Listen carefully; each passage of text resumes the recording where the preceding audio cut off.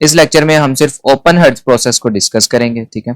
तो हम देखते हैं कि ओपन हर्ट्ज प्रोसेस क्या होता है। तो इसके लिए जो हम फर्नेस यूज करेंगे वो फर्नेस भी ओपन हर्ट्ज फर्नेस कहलाता है। इसमें देखें क्या होता है, जो हॉट गैसेस हैं वो हम नीचे वाली साइड से बॉटम से एंटर करते हैं और ऊपर जो एक कर्व सीलिंग है इससे रिफ्लेक्ट होकर हॉट गैसेस हमारे मोल्टन स्टील के ऊपर आ जाती है, ठीक है। और ये जो हमारी हर्थ है देखें, इसको हम हर्थ कह रहे हैं और इसको हम ओपन हर्थ कह रहे हैं। ये ओपन होती है तो इस वजह से इसको ओपन हर्थ कहते हैं। और लेफ्ट साइड से एयर भी एंटर होती है। और हॉट गैसेस का पर्पस ये होता है कि हॉट गैसेस यहाँ पर आकर मोल्टन स्टील के साथ रिफ्लेक्ट करती हैं और इसको एक स्पेसिफिक टेम्परेचर प्रोवाइड करती हैं और उसके बाद यहाँ देखें राइट बॉटम से यहाँ एग्जिट कर जाती हैं, ठीक है। इसी तरह से सर्कल चलता रहता है, यहाँ से हॉट गैसेस एंटर होती हैं और राइट बॉटम से यहाँ एग्जिट करती है। और इस हर्थ के अंदर हम स्टील लेते हैं, ठीक है, जो मेल्ट हो जाता है जब उसको स्पेसिफिक टेम्परेचर, जब एक स्पेसिफिक टेम्परेचर अचीव होता है तब।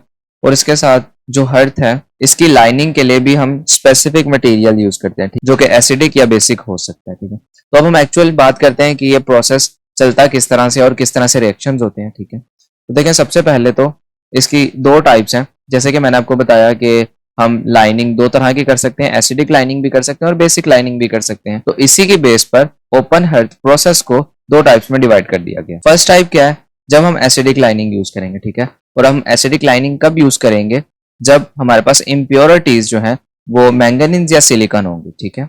आपने याद रखना है कि एसिडिक लाइनिंग कौन सी होती है, सिलिकॉन डाइऑक्साइड। और इसके साथ दूसरा केस ये है कि जब इम्प्योरिटीज फॉस्फोरस या सल्फर की फॉर्म में प्रेजेंट हो, तो तब हम क्या करते हैं, तब हम डोलोमाइट यूज करते हैं, ठीक है। डोलोमाइट क्या है हमारे पास, कैल्शियम ऑक्साइड या मैंगनीज ऑक्साइड हो सकता है। और ये बेसिक केस है, ठीक है, ये बेसिक केस में हम यूज, यानी कि हमने चेक करना है कि इम्प्योरिटीज हमारी किस तरह है। अगर इम्प्योरिटीज मैंगनीज और सिलिकॉन है तो हम क्या करेंगे, एसिडिक लाइनिंग इंट्रोड्यूस करवा देंगे। और इसके साथ अगर हमें पता चलता है कि फॉस्फोरस या सल्फर की इम्प्योरिटीज हैं तो हम क्या करते हैं, हम डोलोमाइट या बेसिक लाइनिंग को इंट्रोड्यूस करवा देते हैं, ठीक है, सिंपल। तो हमने लाइनिंग उसके अकॉर्डिंग ही रखनी है जो इम्प्योरिटी है हमारी। ओके, तो अब प्रोसेस की तरफ चलते हैं।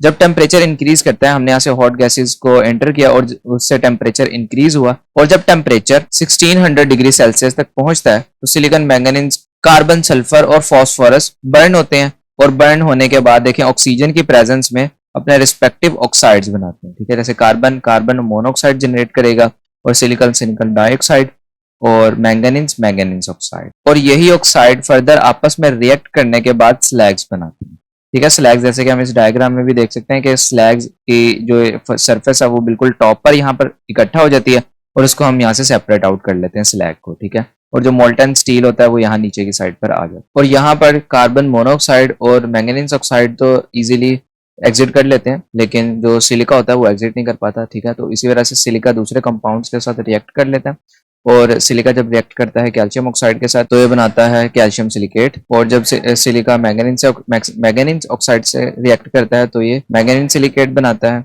और इसी तरह से जब ये आयरन ऑक्साइड के साथ रिएक्ट करता है तो ये आयरन सिलिकेट बनाता है, ठीक है। और यहाँ पर अभी भी सल्फर और फॉस्फोरस की इम्प्योरिटीज प्रेजेंट है और ये इम्प्योरिटीज जब रिएक्ट करेंगी हेमाटाइट से तो ये आयरन जो है उसकी प्योर फॉर्म में उसको रिलीज कर देंगे और इसके साथ अपने रिस्पेक्टिव ऑक्साइड्स बनाएंगे, ठीक है। जैसे कि Fe2O3 से रिएक्ट करेगा जब सल्फर, तो ये 4 आयरन के मॉलिक्यूल्स यहाँ पर रिलीज करेगा और इसके साथ 3 सल्फर डाइऑक्साइड के मॉलिक्यूल्स यहाँ रिलीज करेगा। इसी तरह से फॉस्फोरस है, जब फॉस्फोरस इसके साथ रिएक्ट करेगा हेमाटाइट के साथ तो ये आयरन इस तरह से प्योर फॉर्म में रिलीज करेगा और साथ फॉस्फोरस पेंटाऑक्साइड जनरेट करेगा, ठीक है। तो देखिए यहाँ पर जो हमारी मेन प्रोडक्ट थी जो आयरन है वो यहाँ पर हमें मिलना शुरू हो गया। और इसके साथ आपने एक और चीज याद रखनी है कि जो फॉस्फोरस पेंटाऑक्साइड है ये फर्दर आगे कैल्शियम ऑक्साइड के साथ रिएक्ट करने के बाद स्लैग जनरेट करता है, ठीक है। जैसे कि अगर हम इसका रिएक्शन लिखें तो फॉस्फोरस पेंटाऑक्साइड जब कैल्शियम ऑक्साइड के साथ कंबाइन होता है तो ये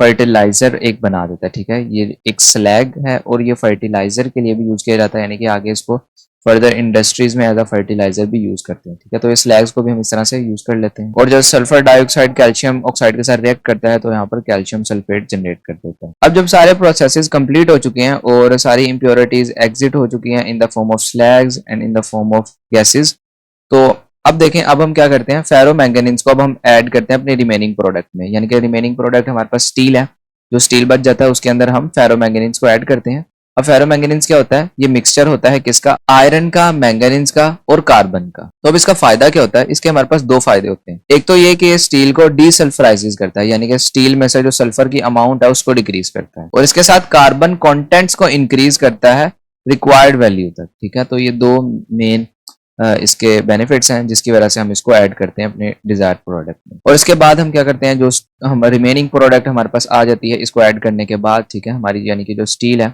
उसको हम फिर ओर में डालते हैं और उसके बाद उनको हैमरिंग करते हैं और इस तरह से उनकी शेप में इनको कन्वर्ट करते हैं, ठीक है।